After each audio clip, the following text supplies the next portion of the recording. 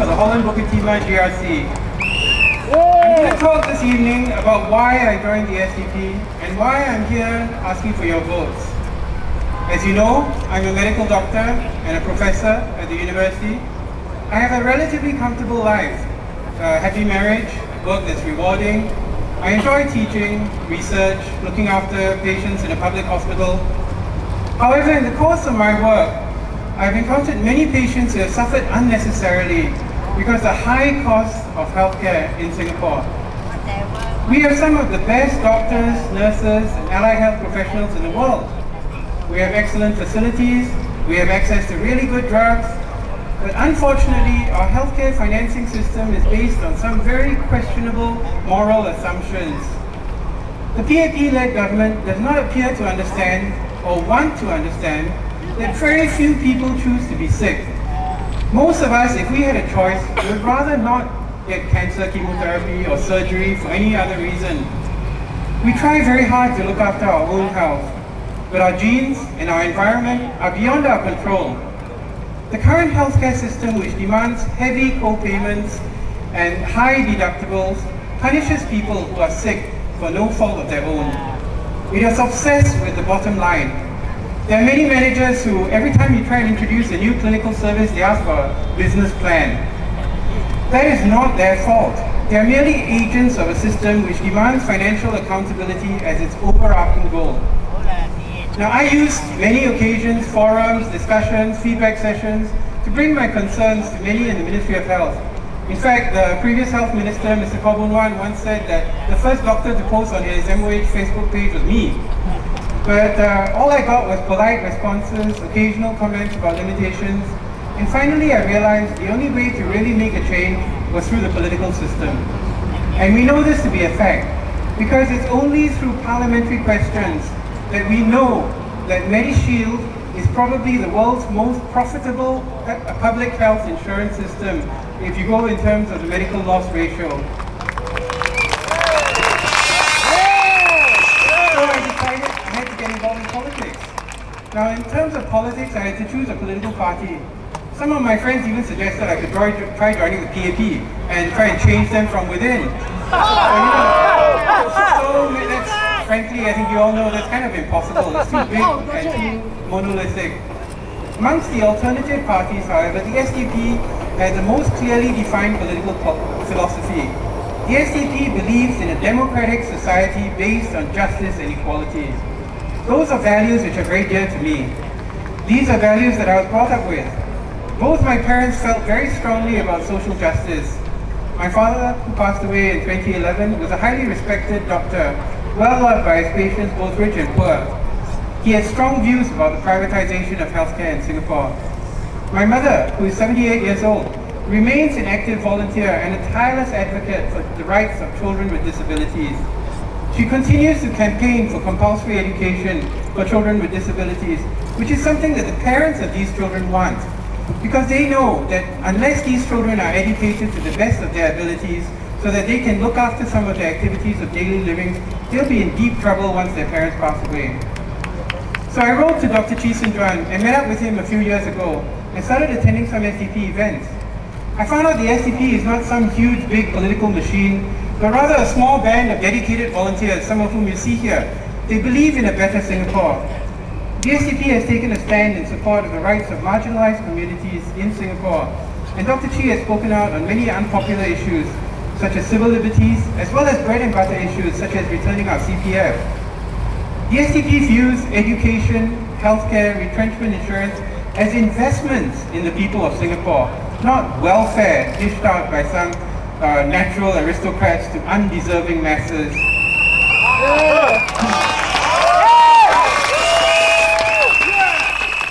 These views resonated with me. I do not think that the people of Singapore want handouts. They want to have the dignity of strong safety nets which allow us to pursue our own dreams. Thus, I became more involved with the SDP. As many of you know, in 2011, I was invited to speak as a guest speaker at SDP rallies, and I spoke at the Boat Key rally. Yes, I remember. Thank you. That rally was videotaped by one of my former students, and she put it online, and it went viral very quickly. I received many expressions of support from those within the medical community, but also expressions of concern. Friends and colleagues were worried that I would lose my job, or worse, every time I went to Mount Elizabeth to visit a friend, somebody would say to me, "Oh, they finally sacked you and you're here looking for a clinic." I actually had some very good conversations with the leaders in NUS, and they were very supportive. They reassured me that the university believes in academic freedom, and as long as I stuck to the issues, I would be fine. The following year, I was involved in developing the SDP National Healthcare Plan. This was published in 2012, and I was one of those who presented it. And as you know, that plan is pretty critical of the healthcare financing system in Singapore. The year after that, in 2013, I was put up for promotion. And to a lot of people's surprise, I was promoted to full professor with tenure.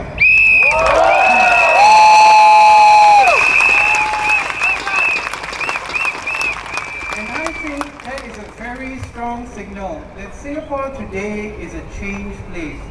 The knuckle duster era is over. Singaporeans can feel free to speak up without fear of the kind of drastic actions that happened in the past.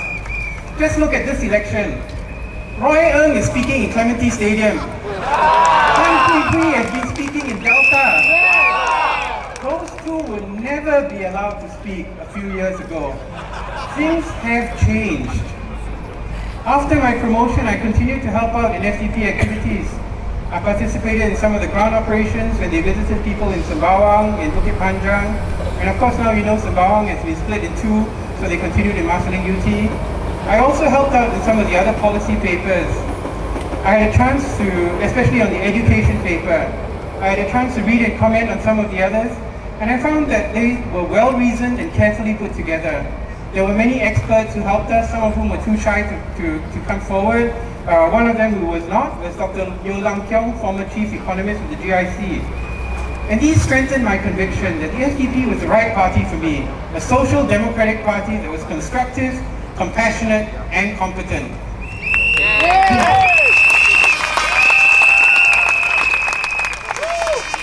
The biggest issue that many people, including many of those in my family, had with me joining with SDP was the version of the history of the SDP that they had heard through the mainstream media. And I think Brian has talked a bit about this in Chinese. The narrative said that there was once a nice, gentle party led by Mr. Chiang that got taken over by a madman and became radicalized into the personal kingdom of Dr. Chi. When I first met Dr. Chi in person, I was stunned to discover that he was nothing like the picture that was painted by the mainstream media. He was just an ordinary, decent guy with a deep passion for Singapore and for Singaporeans.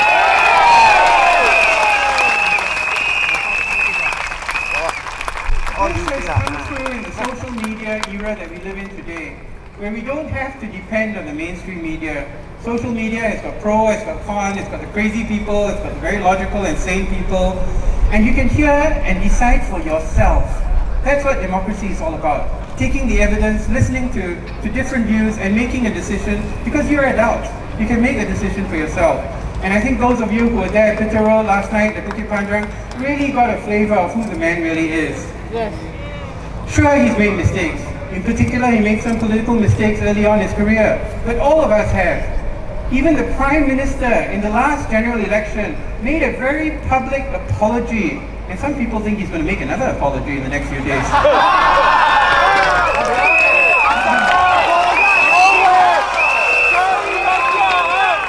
Dr. Chi has picked himself up again and again, and ably supported by his wife May, has come out stronger for each blow that he suffered.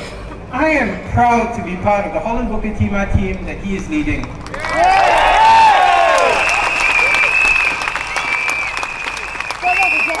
The main reason I'm part of this team, however, is because of the fundamental difference between the SDP and TAP. We trust the people of Singapore. We know that we are an educated and hard-working people. No matter how hard the TAP tries to divide or belittle ourselves, we can make our voices heard. We can be trusted with our own money. I'm nearly 55 years old. In a few years' time, most of us who are 55 will have our own families, careers, and it's a real insult to tell us that we can't manage our own money. Every month we put aside a significant portion of our money, and we were promised that at age 55 we could take it out, we could invest it in some annuity, or we could spend it on a lifelong dream. and now we're told we cannot be trusted. Just because there are a couple of people who've blown their money on wine, women, and karaoke, and they now have to depend on their children. No, they don't depend on the government. In Singapore, nobody depends on the government.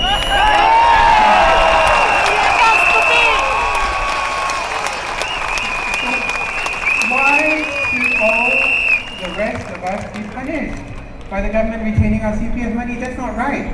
Our CPF money is our money. The SDP has proposed that individuals who want to leave their money in CPF for the stable returns can do so.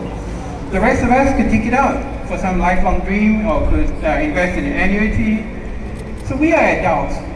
Please tell the PAP to stop treating us like children. You need voices in Parliament who can do that for you. And we need to look after ourselves as the cost of living is increasing astronomically. Most of our children will never be able to dream of the kind of life that we live. When I tell the junior doctors that in 1992, a few months after my ORD, my wife, who was a senior tutor in NUS at the time, and myself were able to buy a 1,600 square foot freehold apartment in Farrer Road, without any loans from our parents. They look at me as though I come from another planet. It's just not possible to do that nowadays. The massive influx of high net worth individuals engineered by the PAP government has priced middle-class young people out of the housing market. And that's for doctors. What about the average Singaporean without a medical degree? The price of SDP flats is now so high that young people have to both keep working at their jobs for years just to ensure they have enough CPF to pay the mortgage on their flats. And these flats are located far away from their workplaces. This leads to additional costs for childcare and reliance on a transportation system which cannot cope with the massive influx in population.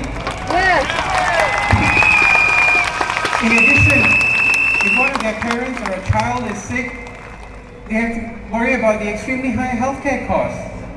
That's why the public housing needs to be seen once again as a roof over our heads, not as an asset for speculation. That's what the SDP's public housing plan is all about. Finally, this election is not just about dollars and cents. As many have pointed out, this election is about choosing people with the right values. I totally agree with that. None of us is perfect, but each of us has a set of values that came to us from our families, our friends, our schools, our religions, and our experiences. To me, the most important values are placing people first, placing people over profits, placing people over personal gain. I was very troubled when I read a report from our worthy opponent in the Holland Bukit Timah constituency, Minister Vivian Balakrishnan.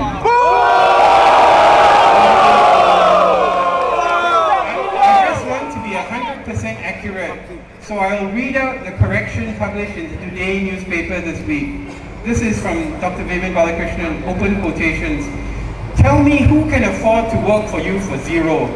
There are people who can afford to work for you apparently at zero. There are two kinds of people who can provide you services apparently at zero. Number one, I'm already very rich, my bank account is full, I come back, I tell you I want to serve. Other kind of person, why will that person actually cost more? The word is called corruption. That is the word, end quote. Now that kind of value that demands that ministers be paid high salaries or else they will become corrupt disturbs me and many Singaporeans too.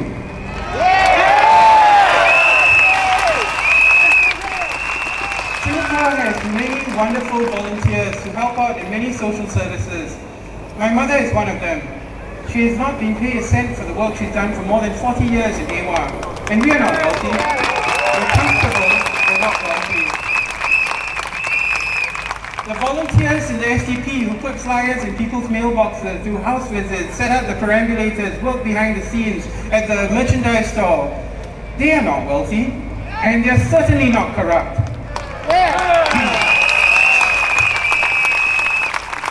They do it because they, like so many of you Singaporeans, believe in our country. We know that we are not a corporation, although the world sometimes calls us Singapore Incorporated. We are a nation, one united people, striving to build a democratic society based on justice and equality. That is what this election is about, choosing the right people with the right values, people who care about Singapore and Singaporeans. We launched our campaign in January. We want to have a good, clean campaign, one that allows Singaporeans to make decisions on the issues. We trust the people of Singapore to make a choice that is good for ourselves and our children. We hope that you will let us be your voice in Parliament. Thank you.